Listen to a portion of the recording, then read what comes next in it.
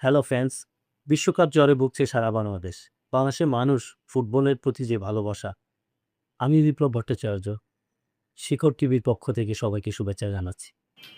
বিশ্ব ফুটবলের পরাশক্তি সুইজারল্যান্ডকে ১-১ গোলে রুখে দিয়েছে এশিয়ার জায়ান্ট কাতার। তেমনই আজ বিশ্ব চ্যাম্পিয়ন জার্মানির মুখোমুখি হচ্ছে নবাগত কুরাসা। কুরাসা কি পারবে জার্মানকে আটকিয়ে দিতে? পৃথিবীময় যত জার্মান ফ্যান আছে আর সবাই অধীর আগ্রহে বসে থাকবে জার্মান কি ফুটবল খেলে। আমি প্রত্যাশা করছি জার্মান তাদের বেস্ট ফুটবল খেলে নবাগত কুরাসাকে পরাজিত করবে। কিন্তু কুরাসাও কিন্তু ছেড়ে কথা বলবে না।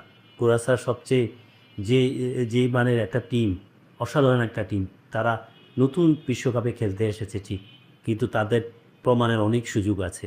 কুরাসার সবচেয়ে বড় শক্তি তাদের কোচ অ্যাডভোকেট, অসাধারণ ডাচ কোচ। তার অধীনেই কুরাসা বিশ্বকাপ ফুটবলে অংশগ্রহণ করতে যাচ্ছে।